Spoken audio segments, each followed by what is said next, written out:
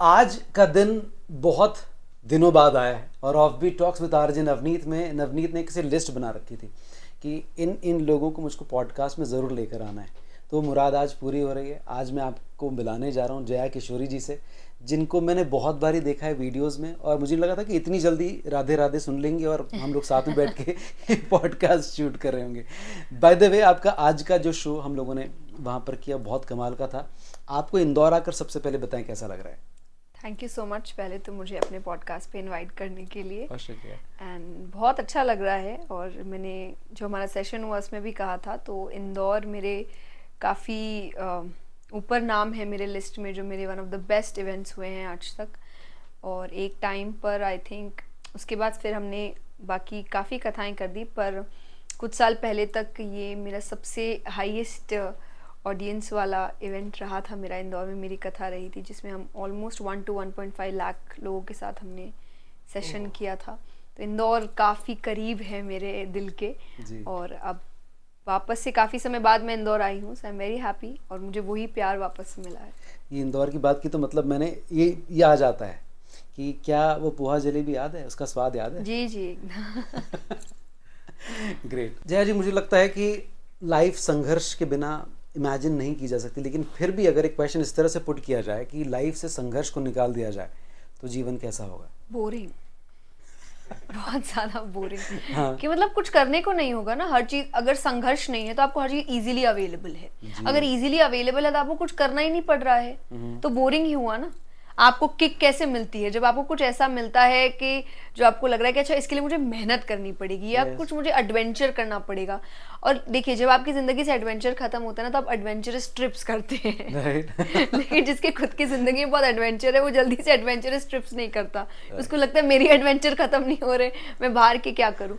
But the thing is, adventure चाहिए और संघर्ष आपकी जिंदगी का एडवेंचर है, अगर आपका नजरिया ये बन जाए तो।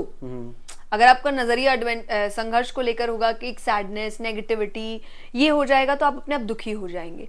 पर आप उन संघर्ष को किक मानिए, अपना एडवेंचर मानिए, तो आप देखिए इतनी एक्साइटेड लाइफ किसी की नहीं होगी जितने एक व्यक्ति की होती है जो संघर्ष कर रहा होता है। So true. अच्छा, हम लोग कॉर्पोरेट वर्ल्ड में ना एक वर्ड चलता है, सेल्फ ड्रिवन। यार तू सेल्फ ड्रिवन नहीं है। तो सेल्फ ड्रिवन कुछ तो बच्चे अब बचपन से होते हैं, शायद वो जीन्स में होता होगा, लेकिन अगर कोई इंसान एक एज पे जाने के बाद सेल्फ ड्रिवन होना चाहता है, क्या प्रोसेस हो सकती है? See, to be very honest, process कुछ नहीं है, रियलाइजेशन है कि आप ही अपने आप को आगे लेके जा सकते हैं। क्योंकि कोई 24 आवर्स आपके साथ रहने वाला नहीं है। True. हम ये जो सेशन कर रहे हैं, मान लीजिए आपने हाफ एन आवर का सेशन हम करेंगे या 1 आवर का मैक्सिमम कर लेंगे। 1 आवर बाद तो वीडियो खत्म होगा ना जी। लाइफ टाइम तो वीडियो नहीं चलने वाला। उसके बाद तो वीडियो बंद करके पढ़ाई आपको ही करनी पड़ेगी, काम आपको ही करना पड़ेगा। तो ये एक रियलाइजेशन है कि मुझे आगे सिर्फ मैं ही लेके जा सकता हूँ, और उसका एक रीजन है कि आपको सबसे ज्यादा आप ही जानते हैं। फॉर एग्जाम्पल, मान लीजिए हो सकता है कि मैं उतनी अच्छी नहीं हूँ पर आपको मैं लग रही हूँ, ठीक है, फॉर एग्जाम्पल। ऐसे मैं नहीं कहूंगी कि मैं अच्छी नहीं बट जस्ट एन एग्जाम्पल। तो ये सच्चाई सिर्फ मुझे ही पता है, या इस सेशन के लिए मैंने तैयारी कितनी की है ये सिर्फ मैं जानती हूँ, आपको नहीं पता। क्यों? क्योंकि मुझे सबसे ज्यादा मैं ही जान सकती हूँ, कोई और नहीं जान सकता। और जब तक मैं चाहूँ मैं एक पर्दा रख सकती हूँ, दुनिया को एक फेस दिखा सकती हूँ, और कभी किसी को नहीं पता चलेगा कि रियलिटी क्या है। बिल्कुल ये हर इंसान के साथ है। तो आपको सबसे ज्यादा आप ही जानते हैं। आप कितना भी मैं आपको समझा रही हूँ ये कर लो, वो कर लो, ऐसा कर लो, वैसा कर लो, कोई फायदा नहीं। क्योंकि वो जितनी बातें करी हूँ मैं जनरल बता रही हूँ, पर आप पे क्या लागू करेगा वो आप ही जानते हैं ना। तो आप वैसे ही आगे बढ़ सकते हैं। मैं 10 बातें बताऊं, हो सकता है आप पे 10 लागू ना करे और 10 में से सिर्फ एक ही करे, लेकिन वो एक चुनना किसका काम है?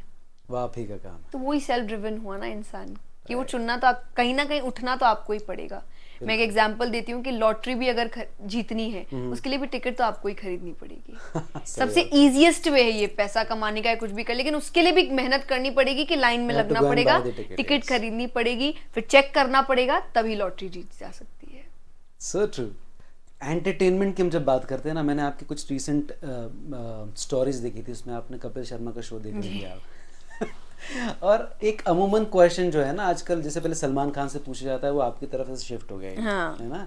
Most eligible bachelor Jaya Kishori ji की शादी कब होगी, और जो जीवन साथी होगा उसके अंदर कौन सा गुण होना चाहिए, ये मेरी तरफ से मैंने ऐड इन किया। तो क्या जवाब होगा? होगी, देखिए कब होगी तो पता नहीं किसी को जी। और अभी कुछ ऐसी प्लानिंग है भी नहीं क्योंकि काम बहुत है, प्रोजेक्ट्स बहुत है, तो अभी वो टाइम नहीं है कि आप डिस्ट्रैक्शन हैंडल कर सके या कहीं और दिमाग लगा सके, टू बी वेरी ऑनेस्ट।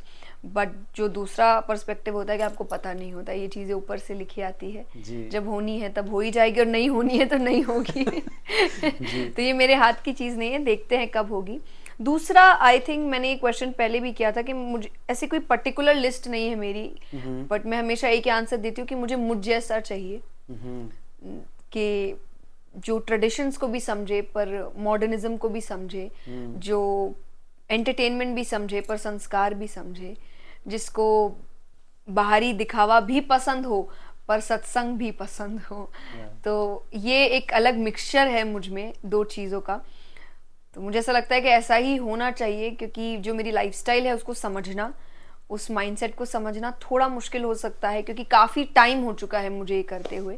तो उस चीज़ को चेंज करना मेरे लिए काफ़ी मुश्किल होगा। तो सामने वाला ही ऐसा हो जो समझे या वो खुद ऐसा हो, तो मिक्सअप होने में ज़्यादा टाइम लगे ना। ग्रेट। अच्छा, smart work and hard work, ये दोनों के बीच में हमेशा एक फाइट चलती रहती है। कोई कहता है स्मार्ट वर्क इज़ बेटर, लेकिन मुझे लगता है हार्ड वर्क बहुत इंपॉर्टेंट, वहीं से आप स्मार्ट वर्क की तरफ बढ़ते हैं। लेकिन आप इन दोनों में से किसको तरजीह ज़्यादा देती हैं? आपको लगता है ये ज़्यादा बेहतर है? मुझे ऐसा लगता है हमने शायद स्मार्ट वर्क को एक गलत एंगल में ले लिया है। स्मार्ट वर्क को आजकल शॉर्टकट समझा जाता है कि आप शॉर्ट तरीके से कोई काम जुगाड़ से कर लिए और वो स्मार्ट वर्क होता है। पर to be very honest, shortcut का सक्सेस शॉर्ट समय तक ही रहता है। So true. और जब आप अच्छे से मेहनत करके काम करते हैं तो smart work actually hard work ही है, पर ऐसा हार्ड वर्क हो जो आपको आपके गोल की तरफ लेकर जा रहा है। That is working smartly. कि आज मुझे पता है, फॉर एग्जाम्पल, कि मुझे पता है कि कहीं पर कोई सेशन हो रहा है और मैं वो सेशन तक पहुंच नहीं सकती, तो कोई बोलेगा अरे नहीं मेहनत करो, 20 किलोमीटर पैदल जाओ, पर मुझे वो चीज़ लॉजिकल नहीं लग रही कि उस वक्त उसमें मेरा टाइम भी बहुत वेस्ट होगा। तो आई विल ट्राई कि वहाँ कोई इंसान हो जो मुझे वीडियो कॉल कर ले और मैं यहाँ पर बैठकर वो सेशन पूरा अटेंड कर सकूँ। मेहनत तो यहाँ भी है, मैं मेंटली मेहनत कर रही हूँ, मैं यहाँ पढ़ूंगी, मैं देखूंगी, पर मैंने दूसरे तरीके का हार्डवर्क नहीं किया जो 20 किलोमीटर जाके चलना हुआ, क्योंकि मेरे पास कोई और चीज़ अवेलेबल नहीं है। मैं एक एग्जाम्पल है। तो स्मार्ट वर्क का मतलब ये नहीं तो हार्डवर्क खत्म हो जाए आपका, या आप जुगाड़ करने लग जाए, आप गलत रास्ते अपनाने लग जाए सिर्फ सक्सेसफुल होने के लिए। स्मार्ट वर्क इज अपने गोल की तरफ ही काम करना है, पर स्मार्टली, ताकि आप कोई बहाने ना बना सके कि ये इसीलिए नहीं हुआ क्योंकि ये मेरे पास अवेलेबल नहीं था। अरे थोड़ा कोई और तरीका ढूंढो ना। तो दिमाग आप चलाएंगे, स्मार्टली वर्क करेंगे कि मुझे मेहनत कैसे करना है ताकि मैं अपने गोल तक पहुंच सकूं। इंटेंशन ये होना चाहिए, सिर्फ ये नहीं कि मुझे शॉर्ट तरीके से सक्सेस अपनानी है, पैसा कमाना है, नाम बनाना है। तो मुझे लगता है ये चीजें फिर ज्यादा समय तक रहती भी नहीं है। मुझे लगता है कि नेचर जो होता है ना, ये भी आपको बहुत कुछ सिखाता है। अगर हम लाइफ के लिए कुछ लेसन्स नेचर से ले सकते हैं, नदी से, पहाड़ से, पर्वतों से, पेड़ों से, तो क्या कुछ हो सकते हैं ऐसे lessons? See lessons to be very honest बहुत हो सकते हैं, पर एक जो बहुत बड़ा लेसन होता है, मैं इसीलिए कहती हूँ कि हमें नेचर से जुड़े रहना चाहिए, और जो आज की जनरेशन में थोड़ा कम होता जा रहा है, दैट इज पेशेंस। क्योंकि नेचर अपने समय पर काम करता है। जैसे फॉर एग्जाम्पल मैं हमेशा कहती हूँ कि आज की जिंदगी मशीनों से बहुत जुड़ गई है। मशीन्स आपको हर चीज विद इन सेकेंड्स देते हैं, नेचर नहीं देता। अगर आपने आज बीज लगाया है, कल पेड़ नहीं आएगा, वो अपना टाइम लेगा, लेकिन वही फोन पे पेड़ की फोटो आ जाएगी। तो आज की जनरेशन गैजेट्स में इतना जा चुकी है कि अब उसको हर चीज विद इन सेकेंड्स चाहिए। अब उसको सक्सेस भी जल्दी चाहिए, अब उसको रिएक्शंस भी जल्दी चाहिए, अब उसको रिलेशनशिप भी जल्दी आगे बढ़ना चाहिए, रिलेशनशिप की चीज़ें भी, हर चीज़ उसको जल्दी चाहिए। तो उसकी हर चीज़ है जल्दी, मुझे अभी चाहिए, क्योंकि वो नेचर से दूर होता जा रहा है, मशीनों के पास जाता जा रहा है। मैं नहीं कह रही आप मशीनों के साथ मत रहिए, पर एक बैलेंस बनाइए। तो बैलेंस आप जब नेचर के साथ रहेंगे तो आपको समझ आएगा कि नेचर, प्रकृति अपना काम अपने समय पर करती है, और जिंदगी और रिश्ते भी अपना काम अपने समय पर ही करते हैं। एज बढ़ना, घटना, ये सब नेचुरल चीजें हैं। जब आप उनको खराब करते हैं तो उनके साइड इफेक्ट्स भी होते हैं। इसलिए चीजें जितनी नेचुरल होगी, वो लाइफस्टाइल में भी है, लाइफ उतनी अच्छी होगी। आज हम ऑर्गेनिक कह रहे हैं, हेल्दी होता है, क्या है वो? प्रकृति है। प्राकृतिक चीजें हैं तो वो अपना काम समय पर करती है, लेकिन बहुत सटीक करती है। तो जो काम समय पर होता है ना, वो हमेशा इफेक्ट बहुत ज्यादा लेकर आता है, लेकिन उसको आने में समय लगता है। तो वो आपको पेशेंस सिखाता है, तो नेचर आपको पेशेंस सिखाता है। तो मैं हमेशा कहती हूँ आज की जनरेशन के पास जोश बहुत है, होश नहीं है। उसको होश की बहुत ज्यादा जरूरत है। आज जोश बहुत है, जोश इतना है कि वो दुनिया बदल दे, वो पहाड़ चढ़ जाए, होश नहीं है। लेकिन पहाड़ अगर टाइम पे नहीं चढ़ा, शायद वही पहाड़ से वो कूद जाएगा कि उसके समय पर काम नहीं हो रहा है। होश की जरूरत है उसे। जी। अच्छा, आपको जब भी, मैं भी वहाँ पर भी जब आपको इंटरव्यू कर रहा था तो मुझे लग रहा था कि आप हंसती कम है, लेकिन अभी आप यहाँ पर बहुत हंस रही हैं। तो ये आखिरी क्वेश्चन है ऐड कर आप पहले जिन्होंने मुझे कहा मैं बहुत हंसती हूँ। स्टेज पर आप नहीं हंस रही थी, मैं जब देखा तो आप मुझको इस तरह से देख रही थी, मुझे लगा पता नहीं यार, मुझे डांट लगी। क्वेश्चन पूछते वक्त ओके। तो ये आखिरी क्वेश्चन कि आप लाइफ में इतनी खुश रहती हैं, कोई एक फनी इंसिडेंस आपकी लाइफ का जो आपने अभी तक कहीं पर किसी के साथ शेयर नहीं किया, हम चाहते हैं ऑफबीट टॉक्स पे आज पूरे फैंस के साथ शेयर करें।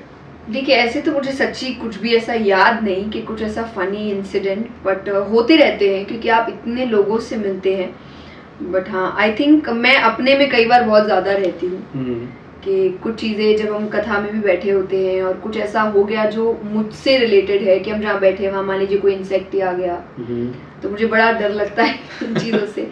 और उस वक्त शायद मैं अपनी दुनिया में चली जाती हूँ और फिर मेरे जो एक्सप्रेशंस होते हैं, मेरा जो डरना होता है, मैं भूल जाती हूँ कि आपके सामने हजारों की भीड़ बैठी है।